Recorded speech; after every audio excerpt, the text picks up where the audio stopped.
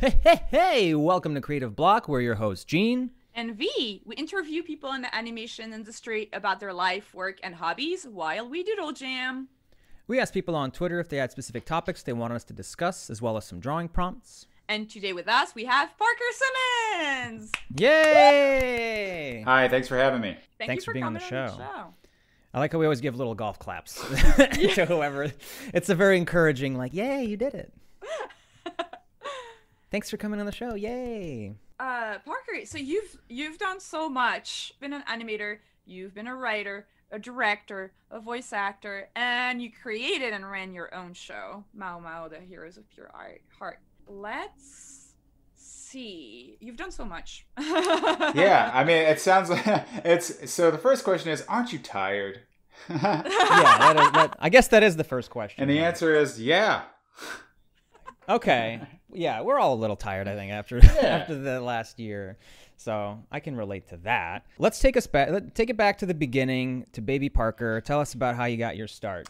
Okay. Well, geez, how far back do you want me to go? I'm like, I'm a baby, and yeah, I'm walking around. You've been drawing since you could pick up a pencil. That's that's true. Also kind of like. What was your relationship to drawing as a kid when you were growing up? Kind of was it something that you did a lot? And if you did that a lot, what was kind of when I say relationship, it's like, how did you feel about it? Was it more like something fun to do or something to show your friends, or kind of that side of things? I would say, try to figure out these drawing tools. I want to make something that looks narrative. Okay, I'm going to draw a little. Here we go. There's a little teeny Parker. I would say that teeny Parker.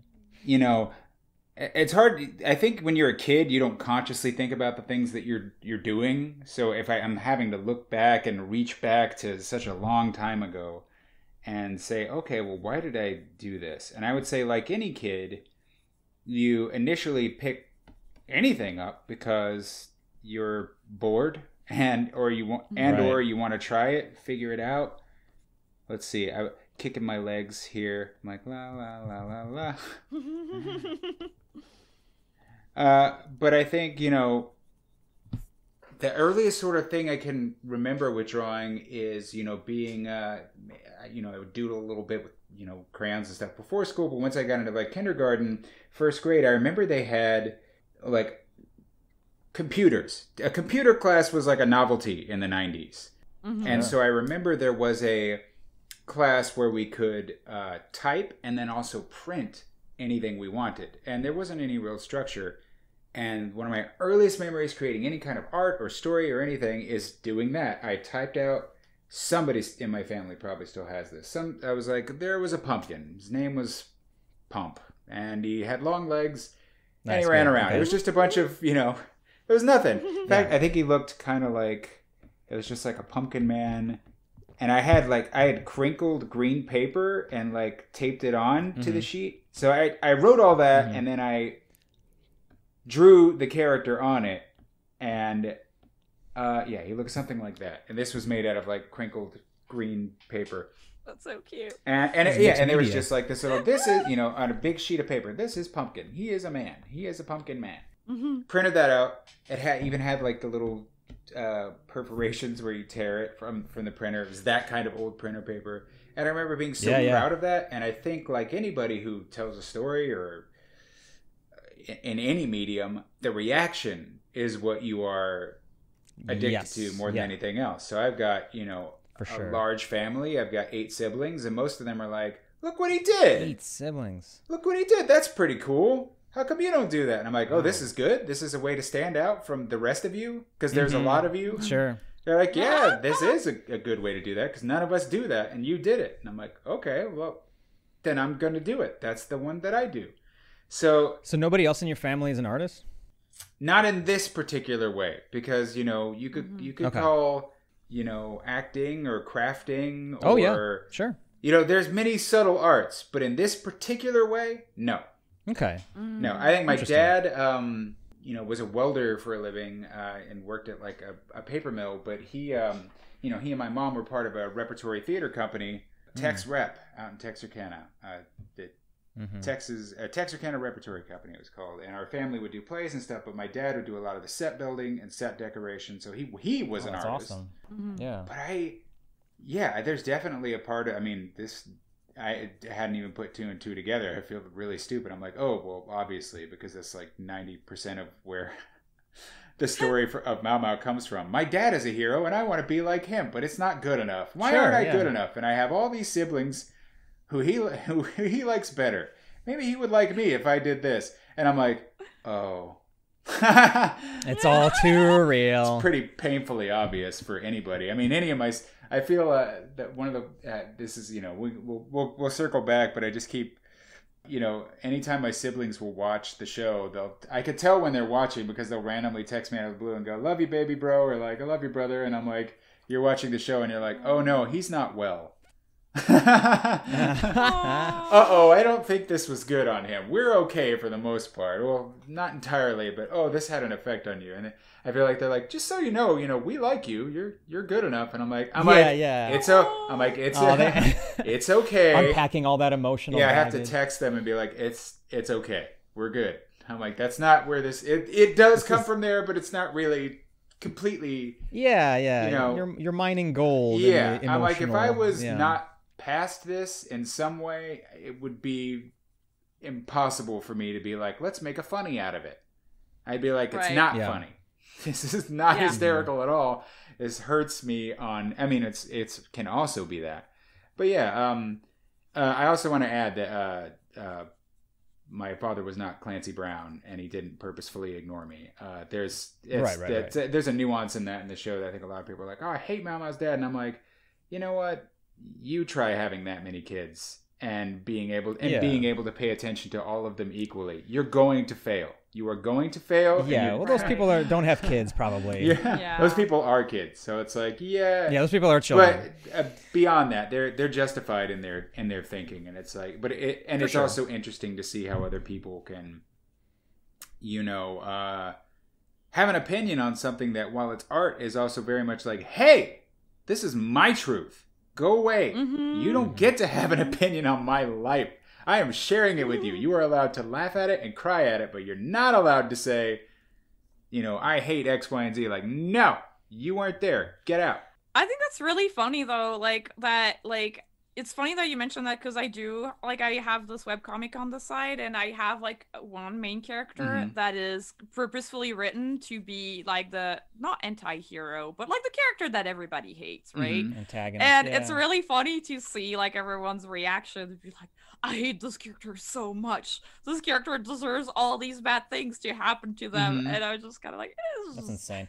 That's a weird thing with the internet, where people have no longer they've lost the ability to separate this is a bad person and this is a bad character, because the whole point of a villain is to be villainous. Yeah. And then people are like, I don't like these traits about that villain. It's like, I don't like them. I think that they're mean. And it's like, yeah, that's the my point. Favorite. My favorite is everybody's got to go to therapy. I'm like, there wouldn't be a show. I'm like, the people making the show agree with you. They should all go to therapy. That's the that's the bit. If Batman went to therapy, he wouldn't be punching poor people. You figured it out. That's what I always think about. Is it's like, congrats. How much? Because it's like, I go see a therapist, and I'm like, how much of this do I really want to unpack, or should I hold on to this till That is, I will say that is for your listeners. Just go and don't hold on to it. You'll be happier. Definitely not. This is just me. It's that, I don't know if you guys have heard that. It was like a David Lynch interview where he was talking about, I went and I saw a therapist, and I asked the therapist, "Hey, therapist, if we solve all my problems, could it affect my art?" And the therapist said, "Yes." And then I said, "I quit this then." Yeah. And is that healthy? No, it's not. But that's your choice to make. And as long as you take responsibility for that, and that's not, bleeding into other people's lives to the point where you're a public nuisance. Then, you don't want to affect others. Well, I think that in reality, I joke, but in reality, it actually helps because Yes. it like unpacks Yeah. stuff and you start to You're understand given the the tools reasons behind you're given things. the tools Yeah. to process what it is that you're feeling without Yes. being like, I feel like my head's going to explode because I can't, too much is happening. And I'm just I agree with I'm that. just one person. How am I supposed to process any of this? Yeah, you need somebody paid to listen to it. I feel like you need someone to, like, you need to understand these mechanisms really thoroughly in yourself, so then you can actually write them in a meaningful way. Yeah. Because if you don't understand what you're feeling and what you're going through, I feel like it's extremely hard to actually write it and articulate it in a way that makes sense in the story. Well, that's what I think that's also David Lynch's point, because it's about, he's very big on abstraction and not, Okay, that makes sense. you know what I mean? Which is what people are, what artists are afraid of, is saying like, oh, when I get rid of that, like the therapy is the art. That's what it is. That's, he's like, I'm exploring this within myself, and people are like, it doesn't make sense. And he's like, yeah, it doesn't. I'm trying to make sense of it by filming it and now having, you know, my sort of release based on that. But yeah, everybody works differently in that regard, and I'm able to respect that, as long as that, you know, that artist is also not a monster. Because I'm sure there's some people who are like, I'm working out my issues. And I also like to scream at people who work with me. And I'm like, okay, no, that's not you working out your issues. That's you being a jerk. And you need to take some responsibility for your life. Don't let it affect others. So we've strayed pretty far, but I'll circle back for you. That's just kind of how it goes on the show. But I will circle back and say that is probably the earliest thing I can remember in terms of, oh, you know, I can create something that affects people, and I like this feeling. And furthermore, my hand likes the feeling of drawing something. It's good. Oh, and I'm getting a little better at it. And I'm getting a little better. And just like probably every other artist you talk to, and even yourselves, I did very well in school because, we're going to talk about this next part. There are a lot of artists who did not do very well in school. But I came from a big family who, again, much like the show I created, demanded success. And it was incredibly competitive. And it was because we didn't have much. And the idea was, succeed or have nothing. Those are your options. So you better be incredibly good, and you know, we all drove each other competitively to be you know, whatever our idea of the best was, which for a kid is just make good grades, be in all these sort of other things, find a way to achieve. So I did very well in school, but it also I was bored. And so I spent a lot of time, you know, you finish the worksheet. This is the thing I think I'm saying all the artists can relate to. You finish your worksheet, and what do? You flip it over and you start drawing on it. And then your teachers get mad at you. Does this happen anymore? I don't know. But they would get, how could you draw on this? I'm like, this has more value than this stupid thing you had me fill out. This is good now. Yeah, that's trash, basically. It was worthless, and now it's amazing because I drew whatever this is on it, Garfield or something, probably. Do you think do your parents keep any of that stuff? Well, we'll get to this in the podcast. My parents are well dead, so I don't have. There's none of that. But I think some of my siblings might have some of that stuff. It's entirely possible. Gotcha. I don't know. Where are you on the order of age in your? I am the your youngest. Siblings? You're the youngest. You're the baby. Okay. Gotcha. Do you feel like that was more pressure on you to outperform your siblings? Hard to say. I mean, what's funny is, like, anybody who's watched my show, it's like, yeah, it's 1-to-1. It's not that. There's the only difference is, you know, I have 5 sisters. Maumau has 5 sisters, but I also have 3 brothers, and he doesn't. I was like, extraneous. I'm like, we're going to be exploring the issues that a young man grows up with. We've got the young man character. I don't need 3 more. We're good. I'm like, you all are composite. But there were sort of different expectations for all of us.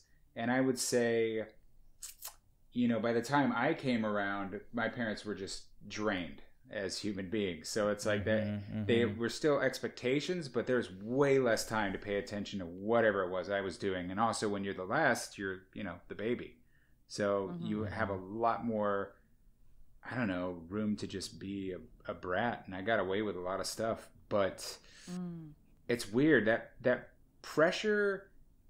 And, you know, some of my siblings, you know, I can't really speak for them, but some of them just, some of them took it well and were like, cool, pressure. All right, well, then I'll be the best. And some of them were like, eek, pressure. I hate this. This is like screwing me up. And some of them were like, pressure, screw you. I'm going to rebel in every single way possible. So those are basically the only ways you can respond to that. I would say, right.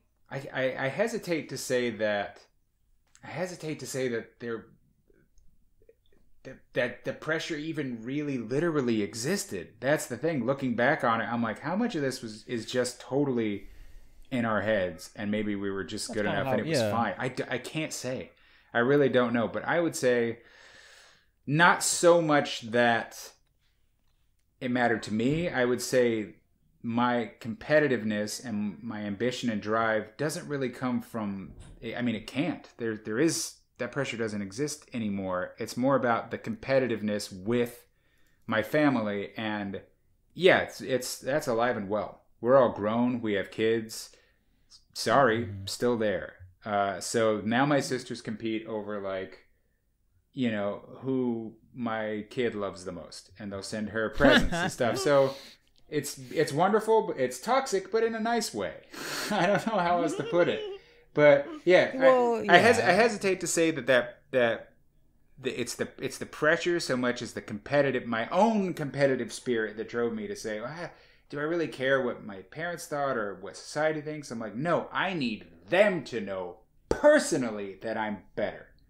If that makes any more sense. Yeah. It doesn't make it any it doesn't make it any better, but I will also say it is also about impressing them too, because that's an equal part of it. It's about, like, if they validate me, then I'm enough, and this is good. And for the most part they did too, which is why it's hard to say that, like, oh, it wasn't enough. It was the desperation for attention from parents who physically cannot give you enough of it.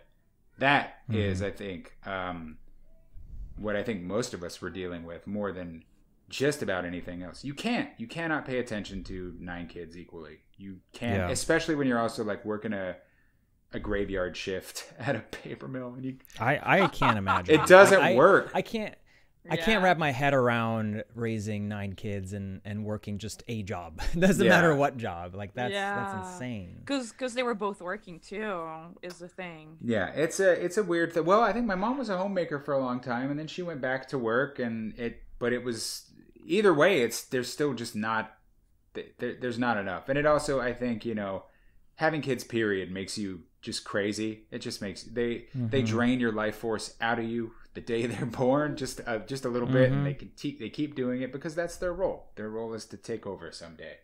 So I look back and I'm like, oh no, they did great.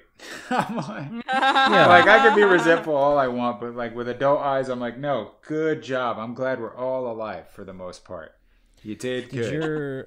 Did your like older siblings kind of take on some of the, like, parenting roles? Yes. Yeah. Yeah. Without getting too much more into it, 100%, because there's no alternative. So yeah, I'm sure I know for a fact I called a couple of my sister's mom, because I just didn't know any better. And they'll be like, "No, you were my baby," and I'm like, "Don't get weird." I'm like, just yeah, like, that's kind of weird. Yeah. Well, so let's move forward. So what when you were, like, in high school, what were some of your, like, earliest kind of projects, or when did you kind of start really putting stuff out online and being an active artist? It's interesting. You know, I think like most artists of a certain age, the internet comes into play, and if you're competitive or ambitious and you're able to see what other people are doing, it kind of lights a fire onto you when you're like, oh man, I thought I was decent. Like, I am not good enough at all. And even worse today, I don't know how kids do it today. I'm like, I think I would just roll over and quit. I'm like, if I were competing today and I look back and see what I was doing at, like, 22 when I first started working, I don't know how they do it. I'm seeing 19-year-olds who are already better than me. So it's like, you guys are amazing. There's so much to, like, I feel you, because it's like, I can't imagine being, like, 13 and seeing how much stuff is out there, and, like, people are like, I'm 14 and I drew this masterpiece, and it's just like, I'm 13 and I'm still figuring out how to, like, use Photoshop. Which I want to say to young artists who are listening too, like, don't lean into that feeling. If you're compelled to create art. It's good enough because it's coming from you. It's different because it's coming from Yep. you. It will be. Everyone has a voice. Art is the most noble thing you can pursue. I don't care what it is you're making. Just make it and try not to be afraid, and you'll get better just by the doing of the thing. So maybe a little corny, but I do believe it. Well, even when I was like starting out, I mean, I started out like in the Newgrounds scene and, you know, all the Flash animation stuff. And I mean, even then there was stuff that was like so mind blowing, but it lights a fire, like you said. And weirdly, I mean, yeah, I just started doing my own animation stuff and it found an audience. And it's like, I would have never guessed that if I hadn't just tried, but you never know. Like the stuff you make, it will resonate with people no matter what level of quality it is. And I know, at least in my case, people would say that like the Flash stuff I made felt more achievable than some of the more popular things. And that was actually more inspiring. And so, like, yeah, just do it. Just, like, make stuff. You never know. Absolutely. So I would say, you know, the internet and people drawing with tablets was kind of burgeoning by the time I was in high school. And I remember, like, driving out to a Best Buy in Shreveport. That was the closest place. And trying to, you know, I think I got a little Wacom tablet and was trying to, like, you know, create stuff on, you know, Paint Chat or DeviantArt or wherever the people were and be like, what do you know? Teach me what you know about this, because I'm just drawing in sketchbooks and stuff. And then, you know, I can't say that I did anything that was, I don't know, like that broke through in high school. It took me being in art school and being just out of it in order to even start to understand how you could animate and just put things on. I mean, it wasn't until the very end of art school that I was like, oh my God, you can draw on individual frames of Adobe Flash or whatever, and it's just like animating on paper. Like, I didn't know I didn't know that until I was out of school, and that's when I was like, okay, I'm going to do this Dr. Mario thing. I'm going to do little fan animations, and that ended up you know, better than anything else I had built in a portfolio. That ended up getting me work, you know, at Titmouse, where, and I think I've famously said it before, and it could sound insulting, but I don't mean it that way. I just remember, you know, I was staring down the barrel of, I do not have a job. I desperately need money. I'm out of school. I am an animator. I know how to do this. I've done a lot of freelance. And I remember watching TV and I'm like, which one of these can I work on? I was watching Metalocalypse and I'm like, I could do that. I don't care how, care how they do it. I could do it. I can kind of see how it's done. Okay, I'm going to apply to that. And I did, and I had an interview, and they hired me purely because they had seen some of those like really kind of poor quality black and white animations I had done. And they were like, yeah, they're funny. They made us laugh, so you're hired. So I started doing, I was hired to animate on Black Panther, the animated series for BET. And I think like just before that started, they put me on some other gig just so I could start earlier. And I was doing like shading on a rotoscoped project for a Japanese film called Baton. Weird project and kind of soul crushing, but a good fire to sort of be forged in.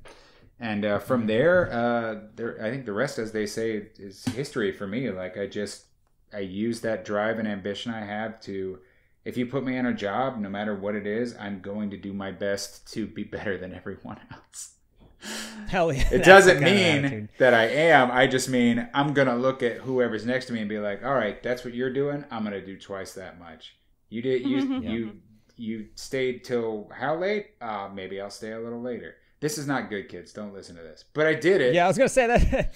That can be quickly soul crushing. Yeah, protect yourself and don't burn out. But I was very, very young, and I had the energy to do it. And I was gonna say, when you're young, that's the time to actually to do that. But then you gotta like. And it was also a different. It was also a different time, you know. And it sounds weird to say about 2009, but it was. It was a completely different time. It's 12 years ago. And it just the needs and the style of stuff we're working on were completely different, and also just the vibe at a place like Titmouse was totally different. And it still is a very punk rock place to work, but it was straight up 50 employees tops.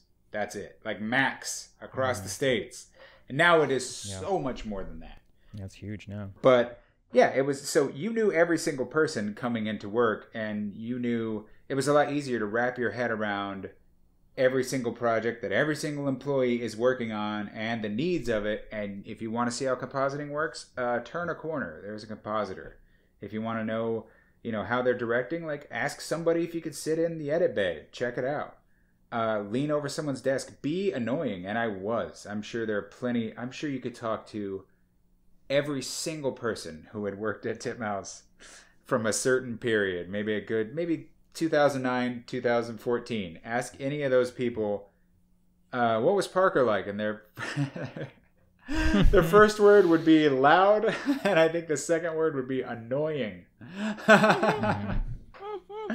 But yeah, Titmouse is great. It really like fosters this little family, and like so my girlfriend worked there more recently.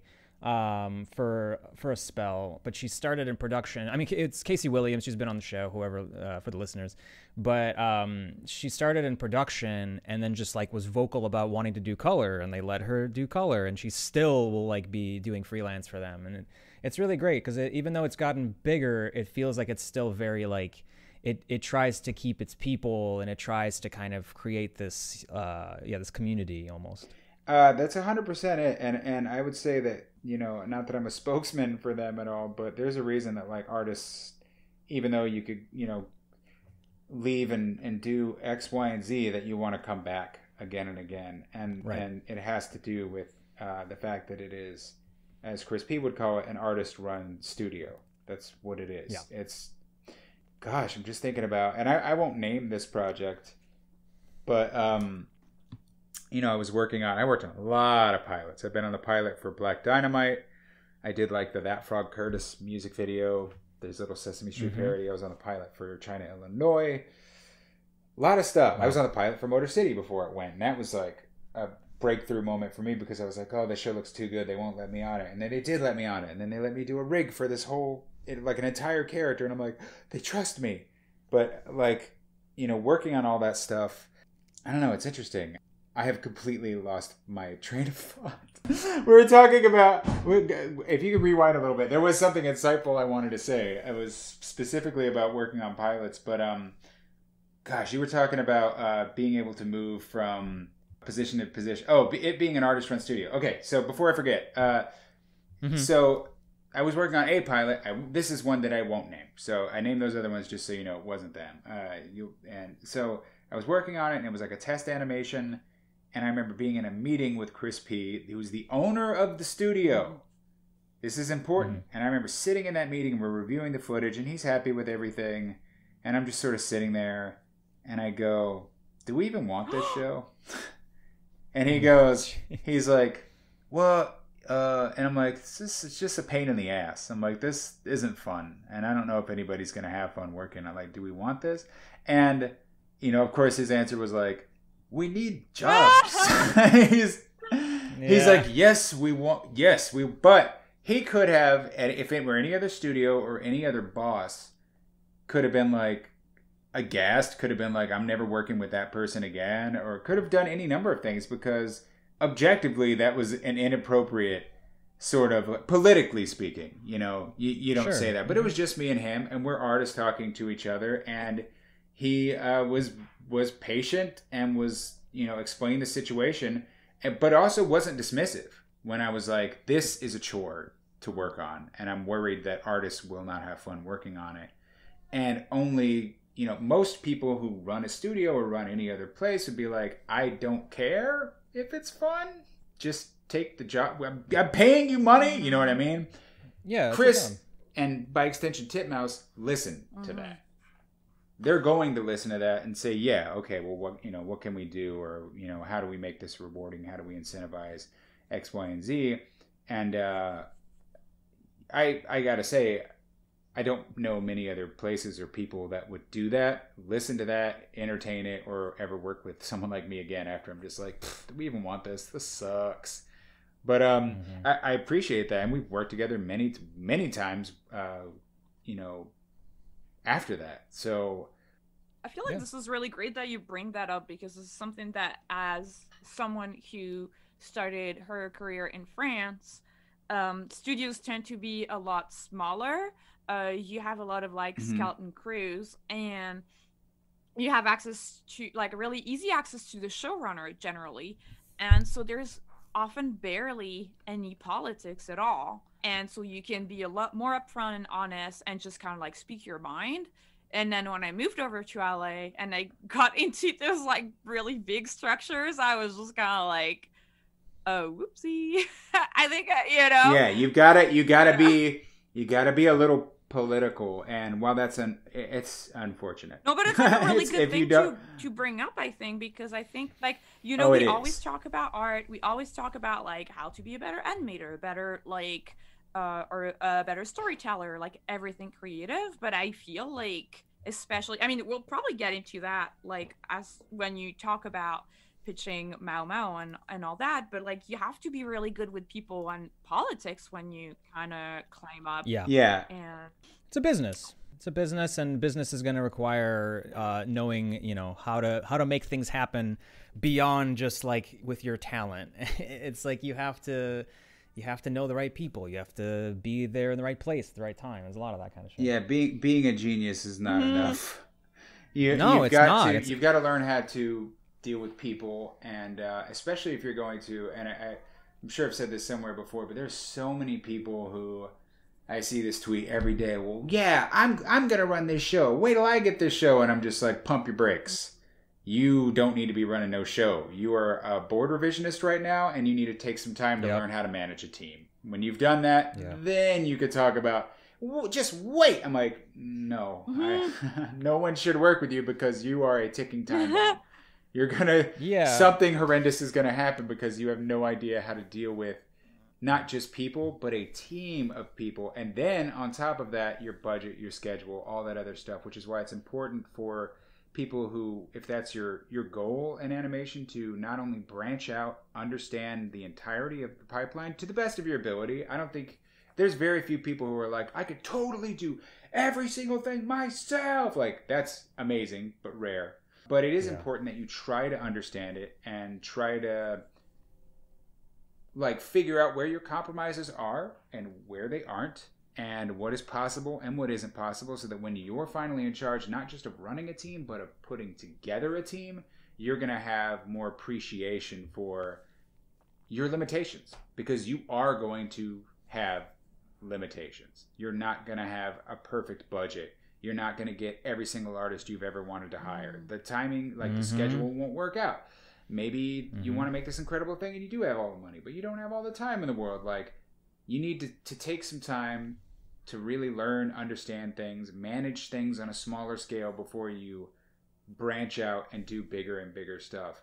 And on top of that, I would also say one of the best ways to do that, believe it or not, we're talking about dealing with people, is to do more stuff on your own, which is advice I give to younger artists all the time. I'm like, finish a short by yourself.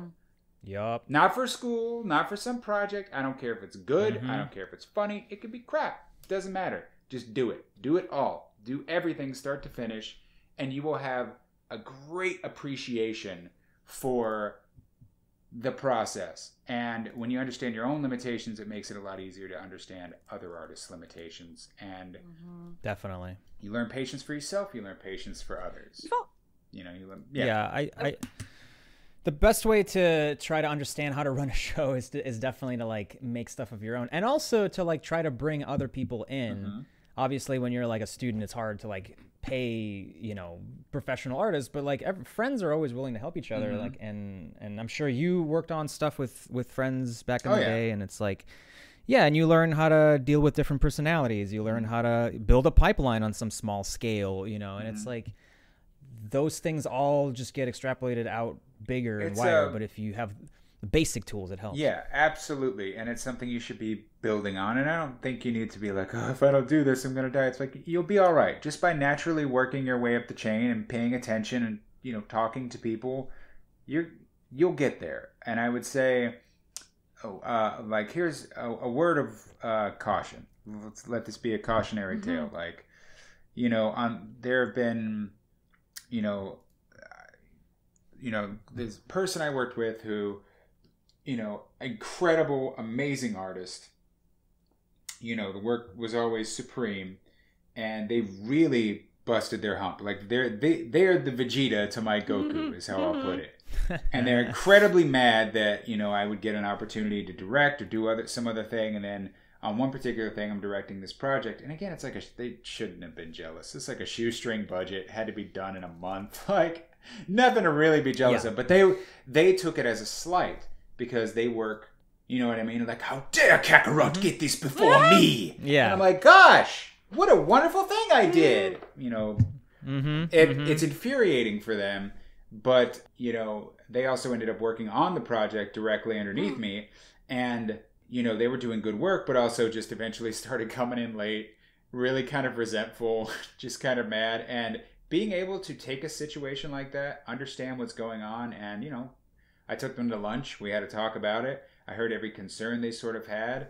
I got to, you know, listen to their, you know, inner monologue, you know, out loud, and be able to talk to them about their desires and their goals, and things were mostly better after that. Like, they got with the program and it was good, but I also took the time to listen. But I want to say, what I had to tell that person was, you know, if you know, their main concern was, how come I am not the one directing this, and why is it you? And it's like, do you want me to sit down and be like, because I fucking rule and you don't? You don't want to hear that.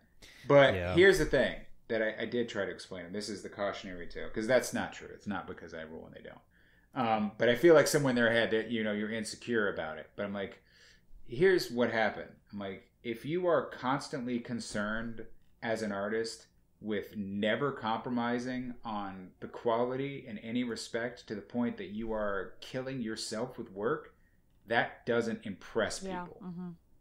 And in their mind, working really hard and again, like Vegeta, I will break my body and then guess what? That's not what it's about.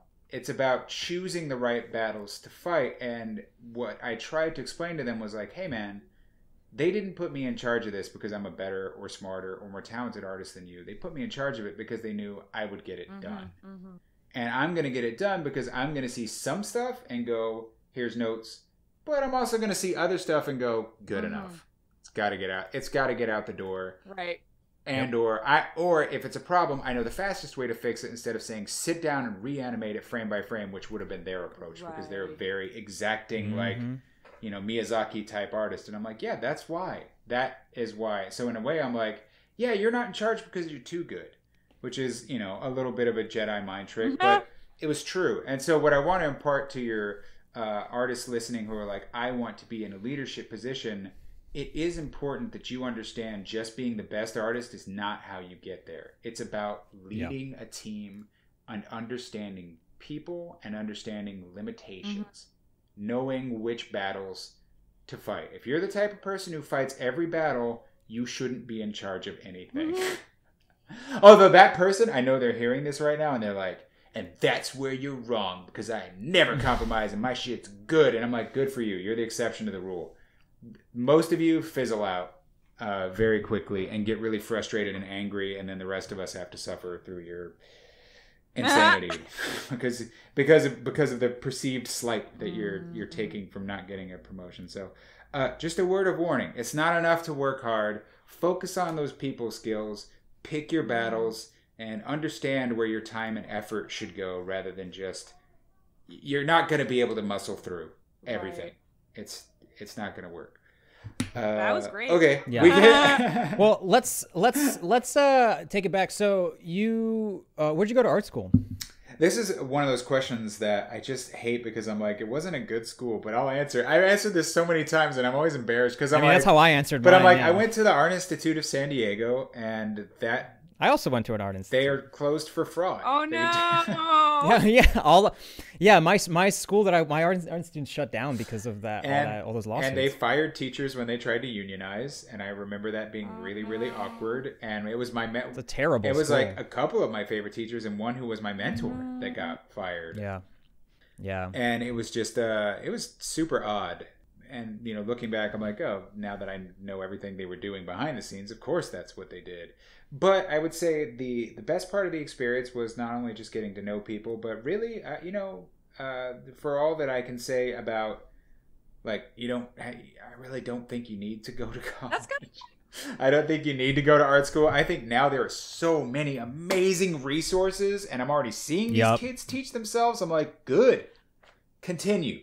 You got this. Now work on a project with some other people, and you will learn way more that way than you'll ever learn in a structured environment. I think that's great to hear. I do want to have like our guests kind of talk about that, because I do, like, obviously I think a lot of the people listening are up and coming artists, and I do want to highlight that there are so many different ways of, like, obviously if you need a structure and you don't like trust yourself, I think, like, for me it was really good that I went to art school, because I don't think I could have thrived without the structured environment. But I think, like, if you're really good at, like, kind of building your own schedule and finding a community, I definitely think, like, you're gonna save so much money, and you're gonna, like, and you can learn so much faster too, especially because you can learn, like, the things that are really that really appeal to you. Like, you can spend all of your time working on the things that are appealing to you when you build your own schedule. Yeah. Contrasting to sometimes in college and art school, they're gonna throw some classes at you that you don't care about at all, and you're still like, yeah. Oh man, I wish that's. I don't know about you, Parker, but my school, like, insisted on us learning CG a lot, because that's that's where the jobs are. Yeah. And I was like, I'm never gonna need this. I know what I want to do, and I was just spending hours on learning shit that I was gonna have to, like, just throw out in the trash. Yep, same. And it was such a bummer. Absolutely the same. And what I was gonna say was, I talked earlier about, like, hey, I didn't really figure out what I could do until I was out of college, and that was because I was taking this. It was like a 3D character animation class, and good class, but I spent every waking hour drawing. And anybody who knew me in art school could tell you that my car was just filled with 12-field animation paper, and I never was outside the animation lab. My hand was constantly with a pencil to paper. It's compulsion. Absolutely. And I'm like, I must improve. I must do this. I'm understanding this now. Yes, I see. Liquid kind of works that way. All right, we'll move it. I've never done. Yes, a hand does look like that when it's moving towards it. Yes, a lot of just sort of crazed behavior. So I really wanted to do 2D animation. That's where my heart was. And I was in this, last semester, like, I'm graduating soon. I'm in this character animation class. And the teacher, great teacher, but he's like, we were doing like I think, what is it called? 11-second club or whatever. You take some audio and you animate to it. We're doing one of those, and he's like, here's how I do it, because he had won a couple times, and he'd animated it like Blue Sky and, RIP. But he was a professional animator who was teaching us, which I always appreciated. And he pulled up his file, and he's like, okay, this is how I normally do it. I open up a little Flash file, and I just kind of do a little test run, like a little rough animation, and I create some keys on twos, and I'm watching it, and I'm like, ha. And he's like, and then I create a new frame here, and I draw the character doing this, and I'm like, ha. And he's like, and then I do this, and I'm like, ha. I swear to God, like, in my mind, I left the class at that moment. I left. Yeah. I ran out, and I was like, I didn't know you could do this. I've been drawing on paper like an idiot and putting it underneath the camera. I could just traditionally animate and use Flash keyframes to act as keyframes. What's wrong with my brain? And then I never looked back. You just didn't. That was it. And I feel mad because I'm like, I didn't really need school to teach me that. Somebody just could have told me that once I had taken once I took like 2 basic animation classes, I didn't need anymore. That was all I needed. I needed somebody to teach me, these are the principles of just animation. Right. Here's timing. Here's your overlap and follow through. Here's your arcs, etc., etc. And then here's a tablet and Flash. You make keyframes like this. Bye! And I would have had a much easier time, and I could have saved a lot of money, because that's really all that I needed. And it changed just practice my beyond life. That. Like, you just need to do the work. You just got to feel it out. Like, animation is not something you can study in a book, really. It's a craft. It's just learning the way. Yeah, it's a trade. It's a craft. You learn. There are right and wrong ways to do certain things, but it's also an art, and you figure that out by exploring, repetition, practice, like building any other muscle. You have to just build it. Yeah. And there's only so much a school can give you. When I was in my art institute, we had a professor who was actively teaching kids the wrong way to use Flash, and I'll explain. I don't know if I told this story before on the podcast, but we had basically like one track of 2D animation, and then everything else was CG. So like every year was like one class that would teach quote unquote animation, but the first year was like build maquettes for some fucking reason, and then the next one was like come up with some characters, and then the third year was like animate them just doing loops. It was terrible. It was a complete waste of time, and I was just meanwhile cranking out like 5-minute shorts in that time. And but he was teaching. He was this older dude, and he clearly didn't know how to use Flash, and his method was animate on paper and then scan in all the drawings into Flash and trace bitmap them to break them down into vectors, which is awful. Anybody who's ever done that, it's awful. That's also what we did. That's also what we did. Is this like a school-wide? That's so insane. But it sucks. It's a good way to forge your skills, man. Like, it broke some people, but it did not deter me. I'm like, okay, if that's how it's got to be, then that's how it's got to be. I had been animating since, since I was 12. And so by the time I got to college, I ended up teaching a lot of my like friends how to use Flash better than that fucking class. Yeah. And it was kind of what you said. It's just keyframes, and then you just animate, and then there's like symbols if you want to get fancy and save time, and that's it. You'll figure it. You'll figure it out. Sink or swim. Yeah. Google it if you don't understand something. I feel like especially now, like Google is just so good. Like I feel like back in the days, like 10 years, like 10 years ago, like there was resources, but like now you have a million YouTube videos, a million podcasts. And so many. There's so much. Great. I'd love to ask about sort of the process of getting Maumau picked up, because it's a co-production with Titmouse, right? Actually, before we go into Maumau too long, did we talk about you directing Parker just yet? Kind of briefly, yeah. I mean, I was basically talking about telling my coworker then about the project. What you should do if you're going to move up. But in terms of I don't know if there's anything else more specific you want to ask about directing. I'm more than happy to answer it. I can also opine if that's what you need. I was just kind of wondering, like, for you, did you want to, like, was it a goal for you to direct, or kind of what was your goal in animation? Was it just to be like the best animator out there, or did you always want to pitch a show, and was directing a step towards pitching a show? I would say it's a fantastic question, and this answer may shock you to your core. You know what? My primary concern when I got out of school, and for the longest time, was just making a living. That's all I ever wanted. I'm like, I just want to be able I'm shocked. Yeah, there you go. I just want money so I could be alive.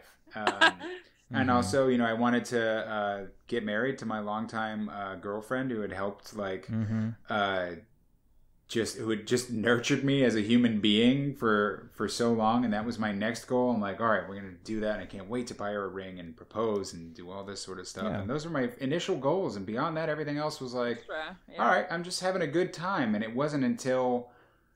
It's interesting how that ambitious part of me, had slept for a little bit, and I'm, always going to be competitive and strive to be the best. But I don't think at any point I was like, I'm the best animator. I'm like, no, I'm serviceable. Much like playing a guitar or something. I'm like, I could do rhythm for you in a pinch. I'm like, this'll do. But I'm, I know my limits. But I was able to, over time, in building my skill set, understand that I had a lot more broad talent to offer than just the animating part of it, because I, could also design, and I did some of that on the Motor City pilot. I was breaking down the sort of rig of the grandpa character and figuring that out, and I had done some of that on the Black Dynamite pilot, boarding and doing that stuff. And then there'd be little projects here or there where Titmouse would bring in these sort of little indie projects, and they need someone to do it, and they'd give it to me or my longtime friend and collaborator Mike Maloney. We literally just sat next to each other, so that's how we would get this work. There's not many people there, and they're like, well, you two can do it. I'm like, okay, cool. And we'd figure it out, and through those opportunities and building myself up and also doing, scratch voices for people's projects who are like, you do a lot of impressions. That's a pretty funny voice. Why don't you do this for this animatic we're doing, and then we'll figure it out later. Like, over time, I had built a skill set that equaled director. Do you know what I mean? Like, it wasn't something that it really was not something I set out to do, and I would say that it is not unnatural for me to pursue leadership roles. That's I feel where I belong and where I thrive. But when it came to animation, I just wasn't really thinking about doing anything other than succeeding and making sure that the work I did was not only good, but was like a reason to hire me again. Because you're only as good as your last drawing. You're only as good as your last scene. And if like, we got you through this project, you're kind of a pain in the ass, but it's done great, cool, your contract's over, see ya. But my thing was, and I could see that happen with some people who were like, yeah, they weren't very good, or, oh, they didn't really take notes well. They would, kind of, or this person kind of acted like a jerk in dailies, or that guy would, roll in it too, or this or that or whatever, just sort of saying like, okay, I see what the game is here. And naturally by saying like, all right, be agreeable in terms, and I'm not saying like, roll over. I'm saying like, don't be a jerk. There's some people who are like, wow, they're a great animator, but they're a complete ass. Don't,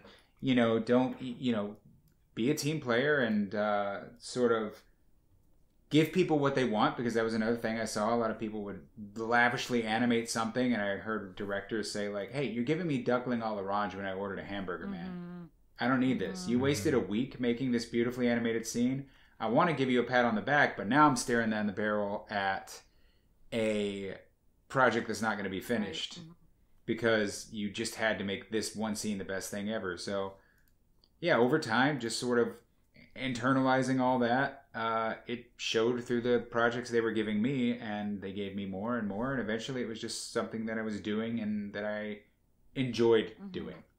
And this will naturally dovetail into your next topic.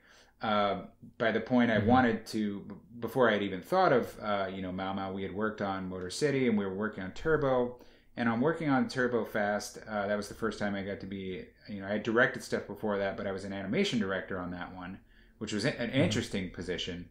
And the one thing that I noted was just the team I was working with were animators that I had worked with, and I'm like, oh, if anybody's sort of pissed that I'm leading the team, I've already dealt with that before. Like, I'll just take you to lunch again. I'm like, I know how this goes. But it was great. The hang up was we had just come off Motor City, which was a show that we all felt a great degree of ownership over. And that was because, Chris and Juno and everyone involved made sure we did. We were making a show that we liked making. It had badass action, gorgeous show, had cute moments, it had funny moments. It's got car stuff, it's got effects, it was the type of thing we all wanted to make. And furthermore, we really did feel like we were shining as animators specifically, being able to show off what we could do as this one team. And it's a unique feeling. I feel like this is so true. Like, I'm just doing this little tangent, but this is exactly how I felt as a board artist on Thundercats. And I think it's so rare to find a project where you're like, it meets all of the criteria of what you want to do, like comedy, action, and like heartfelt moments. And then on top of that, you can kind of show off. I think that those are like, those are great. It's a treat. It's rare. It's rare. It's a treat. So by the time we're working on Turbo, and this is no disrespect to Turbo, but it wasn't Motor City, and we didn't own it, and we didn't feel a sense of ownership. And so suddenly I'm in charge of a team of animators who I'm like, yeah, I know how to make these guys shine, but they didn't want to shine. They're like, this is, and they did, believe me, they did great work, but it's not the same as feeling like, this is for me. I'm going to draw a snail. Turbo's like, what? You didn't like working on my show? Those cast shadows that I think we eventually got rid of.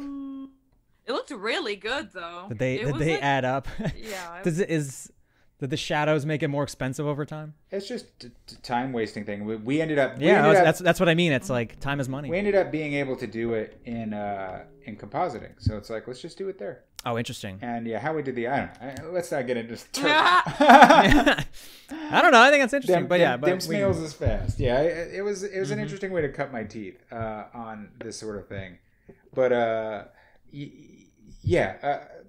they were dying inside, and I could see it. And around that time, I had made, a couple 5-second day shorts. Shout out to 5 Second Day, which is a thing Titmouse does once a year, where it gives its artists a free day to just make a short, and then we all air them, watch them in a theater, and have fun, and it's a great time. So I had made a couple that went over really well, and they actually got me a couple gigs, weirdly enough. Like the Shamrock Shake short I did, somebody from Federator saw it, and they're like, you want to do a Bravest Warriors thing? And I'm like, okay, why? And they're like, because I can't get this Shamrock Shake shit out of my head. It's funny. I'm like, they're like, do that. I'm like, okay, cool. And I could see, just the power of, which is why I'm like, make your own shit. Goes a long way. I wouldn't have got that job if I wasn't like, let me just make this stupid thing. That's not good. That's not brilliant. It's not Oscar winning. It's just some stupid thing. But it made a difference to that guy. So it was around that time that somebody else had contacted me about that. And I think it was shout out to, I don't think I've ever named him before, just because I don't want him to feel bad. Because he was in development at the time. I don't want him to be like, damn it! I should have picked it up, but it probably wouldn't have worked for Nickelodeon anyway. But it was Kevin Lee. Oh, yeah, Kevin Lee. Who was in development at the time. He was in development at the time at Nickelodeon. He just emailed me out of the blue, and he's like, hey, this is funny, and I saw your other stuff. Have you ever thought about pitching a show? And then I feel like my eyes just went blurry, and I didn't look at the email anymore because I was like, I don't think I'm like, what is this person telling me? Can I do a show? Have I? And it was this weird sort of epiphany moment where I'm like, you know what? Yes. Because I think I'd asked myself that a million times before where I'm like, working on this show and this sucks. I should make something. And I'm like, I can't. I don't really have that. It's not there. I'm like, as much as that would be great, and that's the goal for any storyteller, to tell their own story, I'm like, it wasn't there yet. But suddenly, I was like, wait, yes, all the pieces are here now. And it all just kind of clicked. And I'm like, I can and I should. And so I just started drawing. I straight up opened a flash file. I drew Maumau. I drew Pinky. I drew Bear Clops at the time, a Dorbat, King Snugglemane, Orangasnake. I had all the stars of the show. I didn't know what they were. I didn't know where they were going. But I knew what I wanted to draw. And more important than that, I knew the type of thing that my friends who were suffering wanted to animate on. And I'm like, that's the show I'm going to make. I'm going to make the show that my friends want to work on. That's really the goal. Cool. And I'll make sure that I dial into whatever it is whoever we're selling this to wants. That's great. But it's going to be not just the type of thing that I want to do, which it is. It's incredibly personal to me. But it's also beyond that, cute characters, badass characters, swords, but also guns if we want them, and also motorcycles, but they can fly. Maybe there's a dinosaur. I don't care. It's whatever we want. That's what's in it. And it's funny, but it's also kind of dark and messed up and sad and weird and disgusting. And it's everything that, again, we wanted to work on, and I think that shows when you watch it. But that is where my desire to make it came from. It just kind of spiraled out from there, and then just to, long story short, from there, I met once or twice with Kevin, but it was too late. The initial seed was irrelevant. I was doing something on my own now, and I'm like, cool, all right, here we go. And the thing I wanted to do is I'm going to take these characters out for a test drive. So 5 Second Day came up. I made a little 5 Second Day teaser, which I think is still on YouTube, of just the characters interacting. And I was doing the voice of Bear Clops as well, and he was like British, and I'm like, this isn't working. It just sounds like me arguing with me. Who's really good at arguing with me? And I had made Smart Club, which is like a really stupid little series of shorts with my friend Griff Kimmins, my best friend in the entire world. And I'm like, he's really good. We play off each other great because he can't not argue with me. It's impossible for him to have a conversation with me where he isn't challenging me for no reason on nothing. And so I brought him in, and it was funny. He was Bear Clubs. He was great. And then I needed someone to do a cute voice. My friend Lika was just around. I'm like, Lika, can you do a cute voice? And she gave me the biggest, wildest hug out of nowhere, and was like, oh my God, yes. And I'm like, it's not that serious. Let's just do this voice. But it's a testament to like how fun it already was just to be doing this little thing. We put it together. It was received really well. Showed it to Chris. Chris liked it. I said, please, boss, can I have some money? He said, He said, maybe you can have a little bit of money sometimes. And then over the course of a year, I would they'd give me a chunk of change. I'd be on a project and I would do it maybe a little faster than I should have, and it would get done. And I'm like, okay, we have how many weeks left of that budget? That goes to Maumau. Give me that. And there'd be a little slice here or there. And it added up until, and I called in every favor I had, and I worked every weekend I had, and we made this 6.5 minute short. And I just could not stop. I had to do it. It was more important than making a show. I was like, I want to make something of my own, and even if it doesn't sell, it will exist, and I will have said, this is me, and this is the type of stuff I like to make, and if I were to make a show, it'd be like this. We made it, we screened it, it went over well, we pitched it, Cartoon Network bought it. And there's a lot that goes into that, too. If you want to ask specifics about pitching, we can move on to that, but that is the long story short of, where did it come from? All it took was one person saying, I think you should. Not you can. That all has to come from within. But if that one person is like, I think you should. Sometimes that's enough to say like, yeah, you're right. I really should. And then I just held on to that. And I never stopped working on it. Which is why I also tell people, if you're going to do it, you're going to do it. Right. That's so true. Like, if you can be stopped, then stop. That's something that, it's something that's hard to hear, but I think it's really important, is that it's like you are the only person that's holding you back, and like you're gonna hit obstacles, you're gonna get rejections, you're gonna get all kinds of and maybe things, you need to step away for a month or two. That's fine. I'm not saying you gotta kill yourself to do something. Don't do that. Right. But you'll know because it will have to be done. Just for the same reason that any artist listening to this, why you do art. It's a compulsion. You're sick. You are sick. And when you get sick in this new way, you'll know it because you'll have the same symptoms and it'll have to get done and you'll just do it. It's very true. I feel like that's someone I remember telling my boss on Thundercats. I was like, wow, I'm so happy on this show. I don't even draw for myself anymore. And I was like, huh. And when you're like on the show that you're like, this is like sucking all the life out of me. You're just like drawing so much for yourself just to kind of like, I don't know. I feel like, I feel like there's a little bit of that, like art, like even if art is like, I mean, art and entertainment are two different things, right? And we work in entertainment, and entertainment sometimes can be artistic. But like it has to be entertainment first. And sometimes we're not entertained by the same thing. Sometimes you can be on a show that's like very entertaining, but maybe not that entertaining to you as a person. So then you like switch to making art on the side to kind of like be like, like I still exist. I still have a voice. I don't know. It's just some 2 cents I'm throwing out there. Yeah, there's a balance to be struck. And again, corny, but like follow your heart. You'll know what it is you have to do when you have to do it.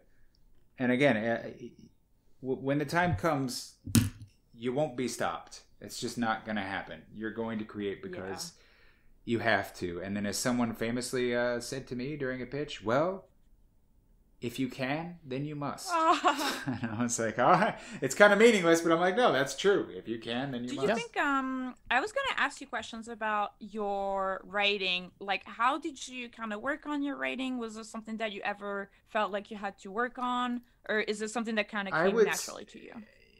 It came naturally. I hate to say that, but I'm just really good at it. And that sounds braggadocious, but I'm like, nope. I just, and it is because, I would say it's because my brain is addled with the millions of things I've watched, read, seen, and it's almost intuitive, and that's the stuff that you've got to work on after the fact. But most of the time I'm like, I'm working with writers or even with myself. I'm like, no, that's not right. It has to be like this.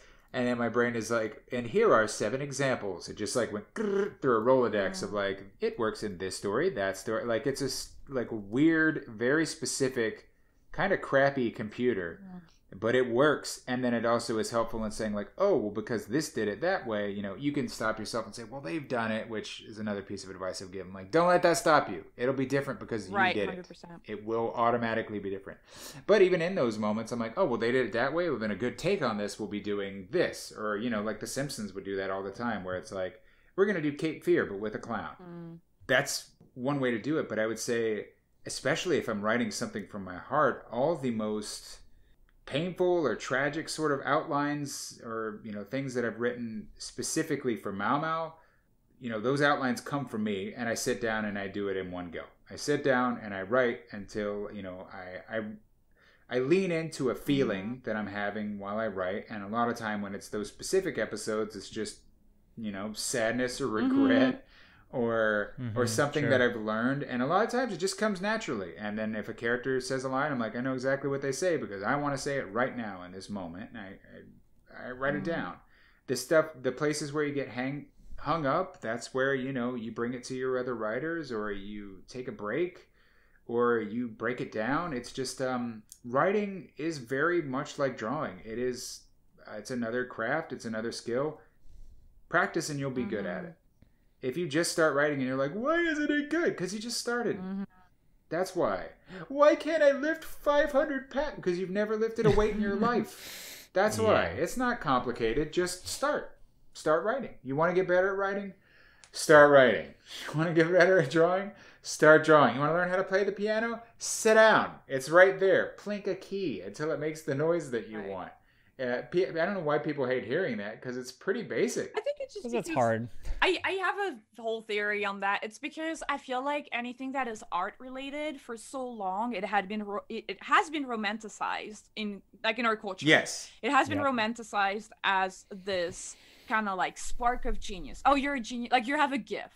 I don't know if it's like linked. Yeah, you either to have it or you religion don't. Whatever, but like, you're born with the special gene of of being gifted, and that you can just magically dance and it will flow out of your pencil. And it's like, no. I think it's so much simpler than that. I think it's that it helps them feel better about not being able to do it. Yeah. Wow, you're so talented. I could never do that because you never practice. Shut up. Get out of my face. Of course, you could never do it. I could also never put shingles on a roof. You know why? Because I've never done it before. That's why. So that's it. And I would say, and I also want to say, like, I'm not trying to make it sound as if I'm some, I'm just really good at writing. You could think my writing's crap and you'd probably be right. That's fine. What I'm saying, for me, though, personally, writing for me is mostly intuitive. And then I go back, work with either a team or myself or whoever and say, like, oh, is this working? And if it works, then it's like, I got real lucky. And it's because I was writing from a visceral, emotional place. And there are other times, though, just to be clear, that it does not work. And then you need to go back and fix it. But it's been said a million times, and I'm just going to say it again. Here's how you write. Write and then read it. And if it's not right, write it again. The end. Write and rewrite. Yeah. That's how but it's the most important thing is that you sit down first and you just write it. And I don't care if it's bad. Write the bad version, and then you know what you do? If you know it's bad, that means you understand why it's bad. And if you understand why it's bad, then you know how to fix it. Right. So just fix it. Well, this character wouldn't react that way, so how would they react? Oh, nobody's bothered to ask me that. I think he would. Okay, well then write it. I get frustrated, but I'm like, that's it. Just start writing. And last thing, don't be afraid to just embarrass yourself, because that's where the good stuff lives. If you're not making yourself cringe just a little bit, then, it's probably fine. Maybe you'll be an incredibly successful person who will sell 3 shows on a primetime network. I don't know. But in my experience, the good stuff comes from confronting the stuff that makes you a little more uncomfortable. And I think it makes your character interesting because you're revealing something about them and connecting to an audience on a personal level rather than just sort of like, writing a bunch of gags, which is also an important skill. There are some people who are like, I don't understand story structure at all, but I am great at writing a joke. And that's also a wonderful skill. Like, not everybody is going to write at the same level or write in the same way or have the same kind of style or skill set, which is also why in animation and a lot of other places, they're writing teams, not just... No, because I feel like one person. So that's important. Yeah, writing for TV generally is just like it's a very specific way of writing, right? Like not only are you writing a story with like a specific kind of structure, it also has to fit in a specific amount of minutes. I mean, this is kind of changing with streaming, but a lot of the draftsmanship or like craftsmanship of writing is like there's you have like a lot of constraints, I guess, to kind of like write within. And I guess I was gonna ask you a question like how much TV/movies have like kind of what was your habit watching TV and movies? Kind of like I'm thinking about, for example, Oda, like the Oda-san, who's writing One Piece. He's basically watching movies all the time. Like when you read interviews of him, he's constantly watching something. He's got that intake. Well, I hesitate to philosophize about it because I don't know that I have a super strong opinion, because I would say, if you ask me, what cartoons are you watching currently? The answer is none. I don't watch any, and I won't. I will not watch my cartoon. Never. I will never watch your cartoon ever for as long as you live. I'm not watching it because I don't know. There's something about just there are times where I'm like, I want to keep my instrument clean. I don't want to be looking at what you're doing. I don't want to feel jealous. I also don't want to feel like, well, I'm doing that better. Then I've got this weird confidence thing going. I just want to sort of intake whatever it is I feel is important to intake and ignore the rest. And everybody is real different. There are some people who never watch the stuff that they make. There's some people who religiously watch the stuff they make. There's some people who only ever watch other people's art, or only one artist. Where there's no right or wrong way to do it. I would say for myself, most of the stuff I watch in my spare time is just trash reality TV show. I'm not really trying to take in good artwork. Like, I'm good because the art that comes from me, whatever fountain I've built of inspiration, I feel like I'm just desperately trying to keep intact, because every artist is kind of a snapshot of their time and their influences. And that isn't to say that I hesitate to grow or change. I just mean like, I like where I'm at. I like where my stuff is coming from. And it's at a nice, delicate balance. So, yeah, I don't know. It's kind of a weird non-answer, but everybody do you. I don't think there's any wrong or right. Like, you don't have to be like, oh, well, he doesn't watch anything, so I shouldn't. No. You do what you got to do. Like, I think that's the way to go. Personally, I couldn't say that I have like beyond just like, I'm not going to watch other stuff people do. That's really just more for my own mental health. Like, I'm incredibly competitive, so I get to watch someone else's show and they're like, here's all my millions of dollars that I got to use to do this. I'm like, I'll kill you. I hate you and I want you dead. Yeah. That's not good for me to feel that way. So I don't want to feel that way, so I just don't. So congrats on your show. I'm not watching it. Good job. Yeah. I will never see it. Don't take it personally. Let's get lunch. Would love to know you. Not watching your cartoon. Won't happen. It's just hard too. There's so much, and like all my friends work on talented. They're all talented and they work on amazing stuff, and I'm just like, I don't have that many hours in the day. There's that too. I can't make everybody happy. Yeah, I'm being painfully honest about it, and you could think I'm a jerk for it, and that's fine. But I'm like, it's for my own health. I don't like feeling that way. Right. I don't like feeling frustrated and angry. You have a family, right? Well, there's that too. You gotta. They watch stuff. It's not like I couldn't watch stuff with them, but. It's for my own sanity and well-being that I just, it's just a lot of trash TV. I get you. I watch This Is Us a lot and a lot of other garbage. But you were talking about writing and stuff, and I think it's a good time to bring up the creative block question. And like, when you do get stuck, what does that feel like, and how do you break out of it? Well, I think there are many tools, and again, that's why every single one of these, I'm like, it's all different for everybody. So I just want people listening. And I know some people just they take any sort of professional's word as gospel. Well, that's the way to do it. So I'm like, no. Just take everything I say here with a grain of salt. But I would say, if I personally get creatively blocked, normally it's a bit of a rare occurrence for me, but if it happens to me, it's because I am wildly depressed. That is the only time that I think I'm short on any kind of idea, because most of the time I'm a fountain of it and I can't wait. And for me, my creativity is directly tied to my ego and my confidence, which is again why I don't watch other people's stuff. I'm like, no, that will destroy me. I'll watch it and then I'll think, that's so good, I could never create that. Or that's so good, they had this much money and I can't do it. All this sort of stuff. So that's one. I think this is decent advice. Avoid stuff that makes you feel that way. if your creativity is tied to your ego interesting, yeah. and your confidence. Nobody said that.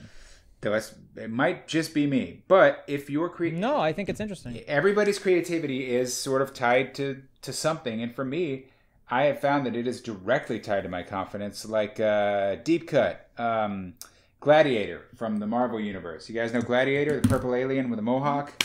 He is don't. His strength is directly proportionate to his own confidence in his ability. Oh, that's funny. So he's one of the strongest characters, but if you tell him you're not that strong, he'd be like, Oh, no, that's so and he would good. just crumple. That's so but funny. the catch is he would have to believe you. So it's a weird power, but I am very much the That's same great. way. If I believe that I'm excellent, I will make excellent work. But if I don't believe that, then I just crumple. And Yeah. the real issue there is, oh, well, how do you break out of that? How does anybody break out of severe depression? I don't know. Everybody has different tools for that. But I would say, just as sort of, this is kind of blithe, but I'll say it anyway. It is important to have outlets other than your creative ones. Because at the end of the day, even if it's your profession, it is a form of an outlet. And for me, it is any of the million other hobbies I have. So playing a video game, playing the piano, doing some gunpla, spending time with my family, whatever it is, finding those ideally healthy ways to combat whatever it is that's got you in that place. And I think for me, it's also odd because being productive builds my confidence, but if I don't have confidence, I can't be productive. So there are times where it's like, oh, it's a vicious sort of Catch-22. Yeah, it's like what do I do? But that's why I think it's important to sometimes just take a step away and do some other thing. Maybe it still is a creative thing. I don't know.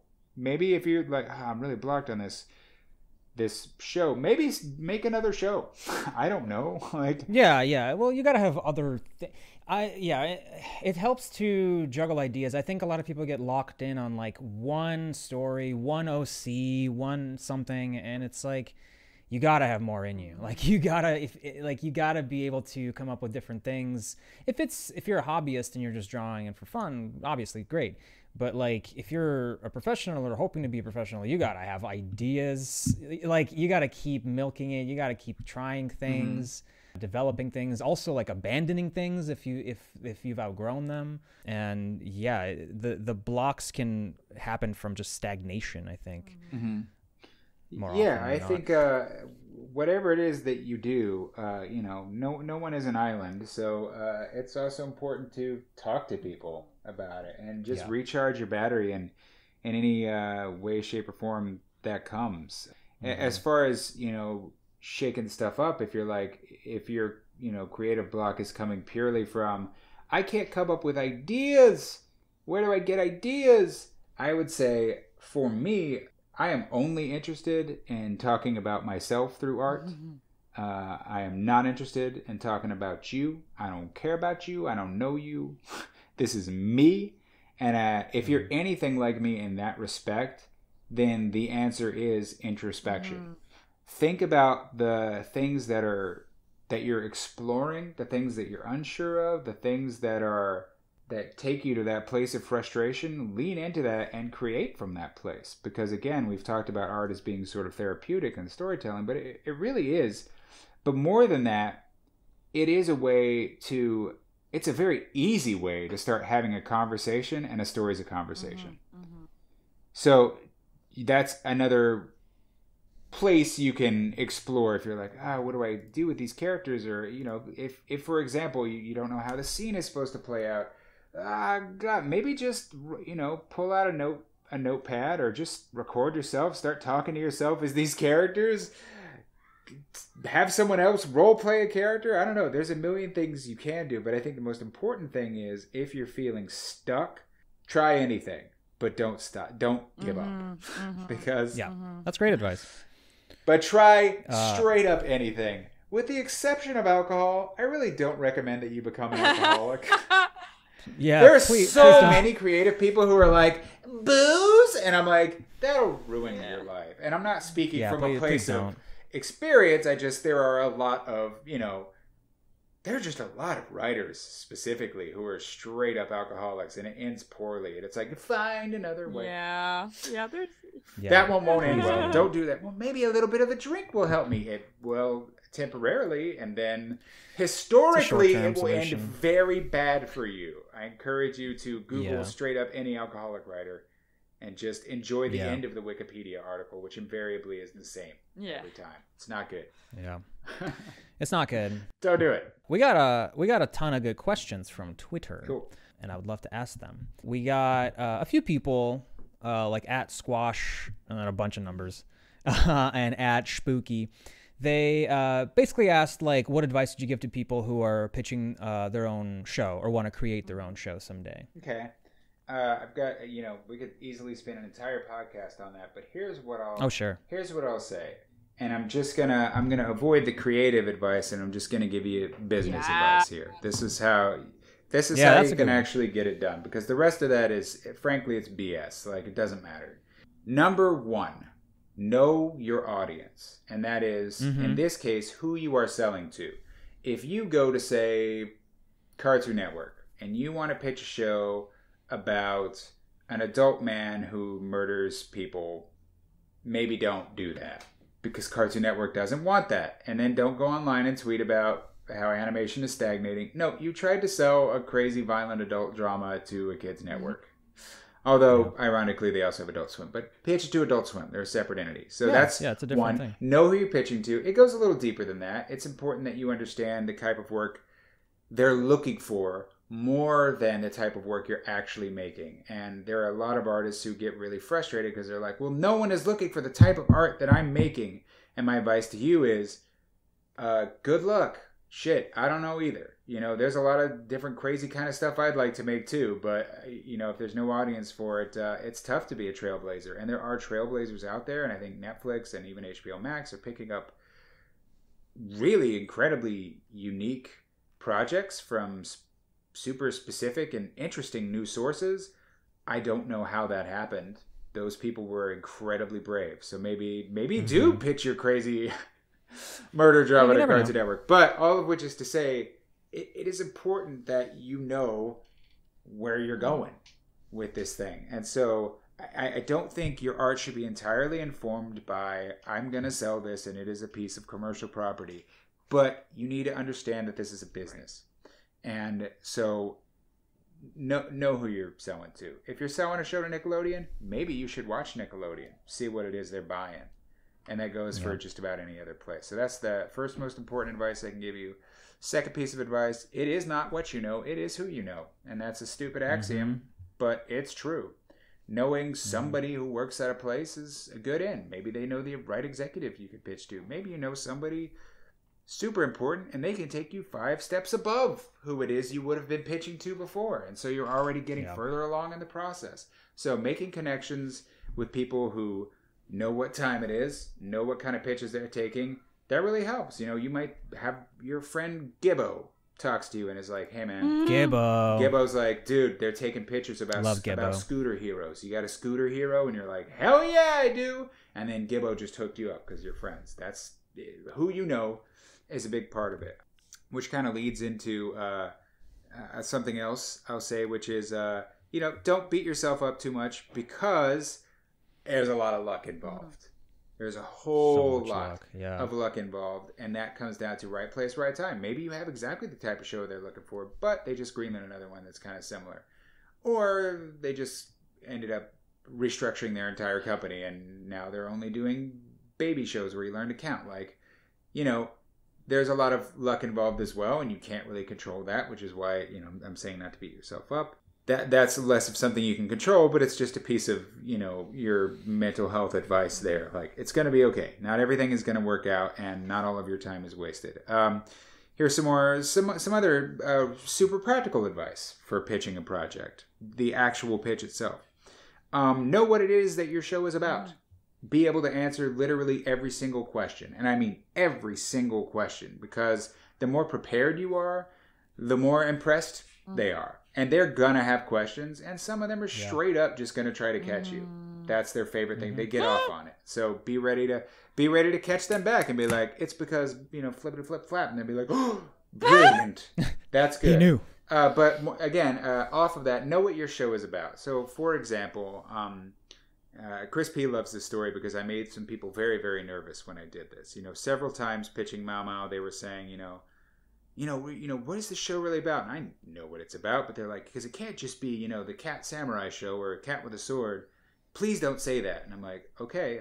I never did, but they kept saying, please don't call it the Cat with a Sword show. So we're in a meeting at the final pitch with all the big executives. And of course they asked the dreaded, what is the show is about? What is the show actually about? And I go, well, look dead in the eye at the person who told me not to say it. I could tell you that it's a show about a cat with a sword. And he looked like he was going to puke because I did the thing. I said, but really it's a show about identity. And then I said, blah, blah, blah, blah. And I gave them everything they wanted to hear. And he's like, Slam dunk. I go, but I don't know if anybody wants to hear that. And he's like, no, that's what we want to hear. Very good. And I'm like, really? I knew it's what you wanted to hear. Yeah. He's messing with you. It's a game of chess. Which, to some degree, I'm just going to keep going as fast as I can, which brings me to my next point. Give them a little razzle-dazzle if you can. I will say, though, that's not for everybody. I know plenty of people who have about the charisma of, say, a snail. This guy here. Mm-hmm. And they're not good in a room. And I'm like, why do you want to tell stories if you don't have this charisma? But they're good at getting it out through the page.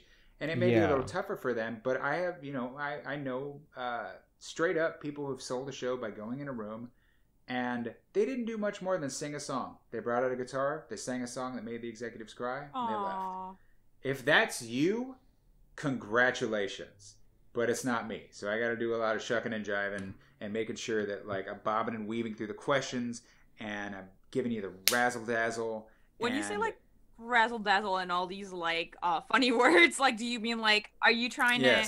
Do you mean you come up with I don't know impressive one-liners, or is it just your delivery? Be funny, be funny and entertaining. That's that may be something people don't want to hear either, which I'm very sorry, but it's a real good way to get your point across. If you're giving people a lot of information and it seems like you're just reading off a cue card, snooze, going to sleep. I don't care who these executives are. They already don't want to be there, even though it's their job. And if you're just reading off this teleprompter, black. Be personal. Come up with an anecdote. Make sure you're relating to them and that they're feeding off of that and that it's tied directly to your pitch. Okay. So if you're telling a personal story that connects to the show that you're selling and it builds off of the themes and you've got some nice anecdotes, a few jokes here or there, and you're keeping the room kind of alive, that goes a long way in the pitch being memorable, and also for the people you're selling the show to have confidence in you as a storyteller. They're like, well, look at how handily they handled the room. Look at how easily they were able to go back and forth, answer our questions. That person's not going to be short of ideas. Right, I see. That person's going to run a team. Again, not everybody is like that, but in my experience, it goes a long way being an entertaining person. But be prepared and go off book and don't be boring. If you're boring, they're not going to want your show because odds are the show's boring too. But that may not always be the case. It's just in my experience, you could see the light leaving an executive's eyes during a pitch. And it always happens when somebody is just kind of boring, for lack of a better word. They're like, and this character comes from the land of Gwibble Flap, and then they're really a mean one. Yeah, this one you're just delivering information. It's like, okay, yes, you put together the Legos, and this is a wonderful piece that you've built. So be entertaining, be well rehearsed, know your stuff, and that goes a long way too. And of course, be able to answer that hard question again. What is your show, project, short, movie, whatever it is? What is it really about? And be prepared to speak on that and be passionate, because ultimately that's what anybody is going to connect to. And it speaks so much stronger than all the gags and all the other stuff in the world. Being able to say, my show is about truth, and then expounding on that like a fire and brimstone preacher, it's going to get you a long, long way. It really will. Because it shows that you're passionate, you're involved, and you've got to tell this story. And if you've got to tell it, then they've got to tell it. They want to be a part of that ride. That is so cool. I love that. That is really great. That is the best advice and condensed in a really fun way. You just pitched the answer to this question in the way you would pitch a show.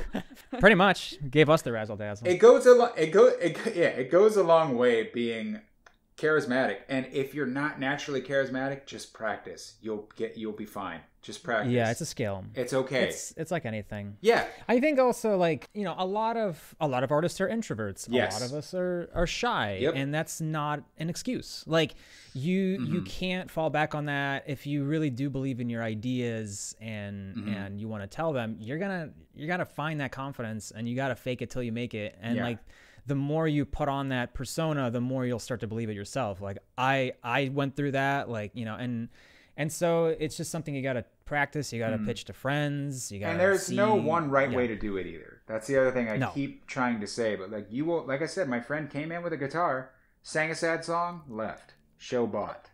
That's it. Sometimes that's crazy. You know, what I think something I said to someone, and this, I was just, you know, talking to someone who was very scared of pitching their thing. And they really wanted to know everything that I ever did, and I gave them all of it, and I could see that they were looking kind of intimidated, and I felt bad, and I was like, hey, listen, you don't have to be me. That's not going to do it. You need to be yourself. And I said, look, do you think I'm anything like Rebecca Sugar, remotely? And they're like, no. And I go, and she sold a very, very successful and incredibly iconic show? You see where I'm going with this? She's like, yeah. I'm like, yeah. Everybody does it different. There's no real one right way to do all this. Everything I'm saying is very general, but for the most part, what I'm trying to be as basic as possible and give you sort of best practices, but I don't want anyone to hear this and be scared and be like, well, then I can't do it. It's like, you will find a way. Because like I said before, if you have to do this, you will do it. You will do it. So if you hear all this and you're scared, don't be scared. It'll be okay. Maybe you'll hear another guest in a week or two that'll tell you something that's a much better answer for you. Yeah, exactly. Everyone has a different thing, and I think it fits people. Hopefully people know what works for them already and what they're kind of missing, and like, the way that you're describing this is relevant to me, and like, I relate to a lot of that, because it's the same thing. All I have is the information in my head and my, I guess, charisma, and I don't know how to razzle dazzle other than that, you know, just being present in the room and having answers to questions. Use everything you've got. If you've got some trick no one else has got, use it. Don't be scared. Now's not the time. That's a very good point. Use it now. I think every skill you have, and I would even apply that to not even just pitching, but just your art career in general. Like, use every skill you got. If you have a musical instrument you learned growing up, like, try to work that in as much as you can. You know, like, there's all those things give you an edge. It's a competitive field, and it's more competitive than it's ever been. So if you've got a way to stand out, by all means, stand out. And boy, are there some people who are really good at that, though. Oh my God. 2 or 3 artists out there just make me feel bad no matter what they do. Oh, yeah. Like, stop it. You can calm down for a bit. You're good. The rest of you, show me what you got. But a couple of you, stop. We have another question from @ThoughtCarry. How do you find so much determination to do the things you do? I love art and animation, but can never find the motivation to draw myself. Anything you could recommend? Yeah, I feel like we talked about this earlier when I said, you know, for me, my drive is directly tied to my confidence. So build your confidence. And, you know, everybody works differently. I've said that a million times, but I'm just going to say it again. And this, gosh, I don't want to say this because it sounds mean, but I'm like, if you can be stopped, maybe you need to stop, because I think it's really important to hear. Because unfortunately, like, the people who really do this, they don't stop, and they're not gonna stop. No. And it's almost like that scene from The Incredibles where, like, the mom is like, these men want to kill you. It's kind of like that with art. It's like, people don't really want you to succeed. So if you're gonna succeed, don't just stop. Don't care. No, they don't. That's the truth of it. Truly, they don't care. So you have to care more than anybody. But I would say, you know, listen to what I said previously, and remember that if you really need to do it, you know, you won't be stopped. And beyond that, try to get in touch with what it is that truly inspires you and stay in touch with it. But yeah, I feel like I've expounded on a lot of sort of stuff like that before, so I hope that's been helpful. And if not, just tweet at me again. I'll answer your question. I'll try. I think it's important to hear. Yeah, it's something that I like brought up, I think, in Jared Morgan's episode. I quoted Bukowski, and he was like, But Bukowski said that. He was like, don't try. He was like, don't even try. Because it's like, and it's kind of like, well, you've tried your whole life. Like, as a person, he always wrote, and he didn't find success for a very long time. And it's like, he just never stopped. He wasn't even trying. He just never stopped doing it because he couldn't stop. It's compulsion. So it's you got it. Yeah, it's something that you either feel or you don't. From @FlippySuper, how do you balance work and free time while directing a cartoon? I hear it's a very busy job, but lately you seem to be able to do drawing and animation streams. How do you do it? A lot easier when you don't have a 3-hour commute. Yeah. And end of Man, answer. hell yeah. You will drag me kicking and screaming back to an office. No, thank you. Not gonna happen. It's definitely made things easier in some ways. I would also say that when you're running a show, the worst, busiest time is the triple overlap, and that is when you are approving writing, boards, and animation and everything else. Like, it's basically when everything in the schedule is happening at once. Yeah. I'm not in that. But that is the worst time. And I feel like when we were done with season 1, Mike Maloney and I looked at each other. We were doing like a lock on the last episode, and I was like, every day we'd turn to each other those last few weeks and say, how did we do this? How did we do this during those middle episodes? And he's like, I don't know. I don't remember. And I just was like, I want you to know that I cherish you. And I'm sorry if we were ever snippy with each other. We had some great times, but there was 1 or 2 episodes out of 40, which is not bad, that were just nearly broke us because it was happening while everything else was happening. But let me tell you, if I was doing that while working from home, nope, I'd have been fine. Because 90% of it was, and now I need to get in my car and drive for an hour and a half to get home. And I'm so tired, and I'm not eating well, and I'm not exercising, and I'm not taking care of myself. This last year, I lost 80 pounds taking care of myself. Wow, amazing. I feel great. Congrats. I'm hot as hell. Damn. Way hotter than I've ever been at you any are. point in my life. So it's wonderful.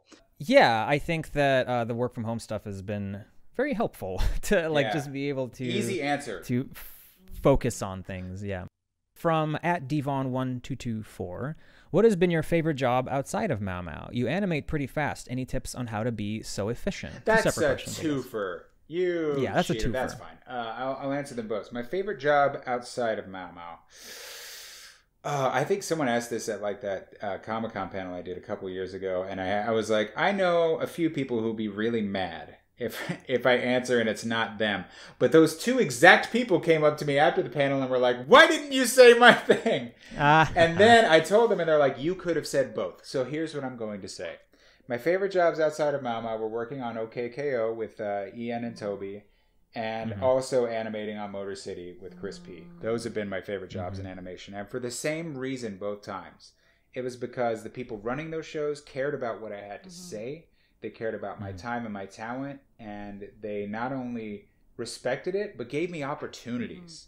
And that is important for your artist. And I would say if you're leading a show, it's not always possible to give everyone every opportunity that they want, but it's important that you try and that you listen and try to, feed them the stuff that they really want to work on. And for KO, Ian and Toby were really happy with the voices I was doing on my boards. They gave me the opportunity to do voices on the show, come up with a story idea here or there. I think I came up with, I really wanted to do a Sentai episode, and they made that happen with Back in Red Action, and so it was really fun.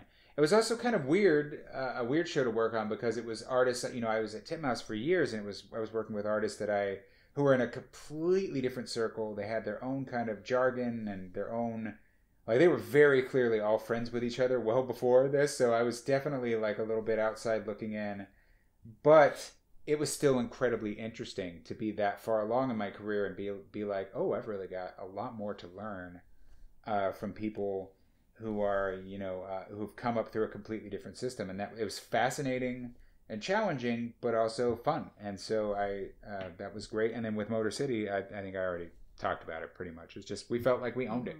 And I got to really, really grow and compete with artists who I loved spending just about every waking minute with. There was a lot of laughter on that show, just never ending to the point where they had to separate some of us because we just had a lot of fun making this show about cars. So those would be the two that I list. Maumau's more fun than both of those combined, though. and then well, of course, because it's mine. It's yours. And then how do you animate so fast? Good workflow. And the short answer is, I've got a couple streams that people are more than free to check out. I think I uploaded one of them on YouTube. I'm Sheriff Mao on Twitter. Not on Twitter, on Twitch. Sorry, same first few letters. And then on YouTube, you could just find me under Parker Simmons Animation. You could see some of that stuff. I would say that, be lazy. Yeah. It's also, I've been doing this for a long time. I've been doing this since 2009. So I know all the secrets. I know all the tricks. I know all the little ways to get around doing something I don't want to waste my time doing. And it comes down to, most of the time, good setup, planning. Victory, as Batman says, is in the preparation. You know how they're like, who would win at a fight? Batman with planning. So, be like Batman and plan. That's my answer for you. It really is about, labeling meticulously, breaking stuff up, and figuring out what you're going to do before you do it. So that's why when you watch me doing this stuff, you're like, how is it going so fast? I'm like, because I laid out a roadmap. And I'm on autopilot. My hands are just doing what they do from muscle memory alone, because I sat down and I did sort of the math of it first. But that's kind of the tricksy answer, but also practice. Yeah. Mm-hmm. Yeah, practice is the obvious one, but I think there's sort of sometimes a stigma with people thinking that like reuse is bad or shortcuts are bad, and it's like that's a quick way to burn yourself out and never finish anything. Listen to the story I told you about my friend who was not the director on that project. Yeah, I was gonna say, and it was because he refused to compromise, and I did compromise, and that's why I'm here. So you're gonna have to learn your limitations, and you're gonna have to respect them. And unlike Adora Bat, who in no shortcuts decided that she could do whatever she wanted immediately, take the time. There are no shortcuts to becoming a hero or an animator. Although, when you get better, you'll learn the shortcuts in actually animating. But that's it. It's experience. Like you'll figure it out, and work smarter, not harder. Automate what you can. I got a question from @Chippenhoff BC. Man, these names. Tips on how to board dynamic action scenes. Here's what you're going to do. You are going to go, and I'm going to look it up right now. So if you hear clicking, don't be alarmed. I'm going to look up his Twitter now. But you are going to buy Michael Maloney's storyboarding guide, because it is just about the best thing out there. God, where is it? Is it pinned? Tell me it's pinned. Yes! Okay. So you're going to go to twitter.com/MikeJMoloney, MOLONEY, and pinned up top is his TV board survival manual that is available on Gumroad. It is $10. It is worth... It's worth well more than that. He's the supervising director on Maumau. He's sat next to me in Animation Alley at Titmouse for a very long time. So he's done it all, and he knows the smartest, fastest ways to do it. And weirdly, like, I'm sitting here saying like, there are tricks, but sometimes there aren't tricks. No, straight up, his manual is just a bunch of tricks. Like, it'll make you 10 times better than you are at being a board artist of any kind, because it's just this sort of basic stuff. And beyond that, so buy that, $10. If you are serious, you will spend that money. And if you've already bought it, then read it. What are you asking me this question for? But here's another really short answer. Drop your horizon line. There. That's a really good point. Yeah. That's a great bit of advice. And rule number 2, drop your horizon line. Just drop it. Yeah, that's it. Low angle. Yeah, low angle. Cinematic action. Hey, that's really all it takes. Yeah. That's really Black all bar we for need. the ground plane. Put your character's feet underneath it. Put the camera in the ground. Now you don't need to register their feet, and it looks like a cool angle. 2 for 1. Great. Makes them look heroic. Yeah, it's an easy way to get that kind of dynamic stuff. Get Mike Maloney's storyboard survival guide. It is wonderful, and it's so good that the one of the shows at Titmouse actually licensed it from him to hand out to their crew. Cool. Oh, that's so amazing. Everybody who works on that show now gets his. That is so amazing. Guide. So that is so cool. It was a nice deal. Yeah. V, were there any questions you wanted to ask? I was just gonna ask, and this one can be a short answer if you can make it a short answer, but from at Mao Mother, what's the biggest challenge for you as a showrunner slash animator? The biggest challenge, I think there's sort of two answers, so I'll answer both of them. First, I'm going to answer what is the biggest challenge, like being a showrunner or creator. The actual challenge, the first part comes from really the business side of it, and there's so much that's out of your control, and it's something that I've seen a lot of creators sort of lamenting lately. And we'll do like a big Twitter thread and then delete it because it's like, oh, I still want to work, but I need to be quiet because this stuff is frustrating, but also I need to play ball. Like, that's going to be a big part of it. If you end up selling a show, a project, whatever, you need to know how the game is played. And unfortunately, it's a frustrating game with a lot of stuff that is well outside of your control. So I would say the biggest challenge is being patient and trying to navigate the waters of truly something that is much larger than you, much larger, so much bigger, and trying to stay patient. Beyond that, I think I've already kind of talked about it, but really just literally the biggest creative challenge is straight up just that triple overlap. Right. Like everything else is cake. Like, oh, I really want to come up with it. No, I got plenty of good thematic, wonderful stories I could tell because they're come from the heart. It's not so hard to access my feelings. I've been there. What's hard is breaking your back day in and day out when there's not enough time to try and make something that you want to be the best thing ever, and having to accept that maybe it can't be because you don't have the money, you don't have the time. And even when, for example, the last episode of season 1, I had a lot more time because, we weren't picked up at that point. And so we were just wrapping up production. And so I did 50 retakes on one episode. And never would have had time for that otherwise. But that lets you know my personal commitment to the quality of this show and lets you know how hurt I was when I didn't have the time to do stuff like that on episodes during the triple overlap, where there just literally is no time. So that is just the basic schedule, budget. Like, that's really the biggest sort of challenge. How can I make this beautiful?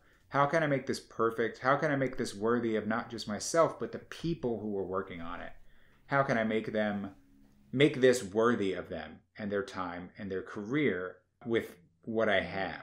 That is the biggest challenge. And it's something that probably never goes away. I don't know anybody that's got like all the money and time that they want to make a show, especially not an animation. And I think they'd all pretty much feel the same way. So those two biggest challenges from being a creator showrunner. Yeah.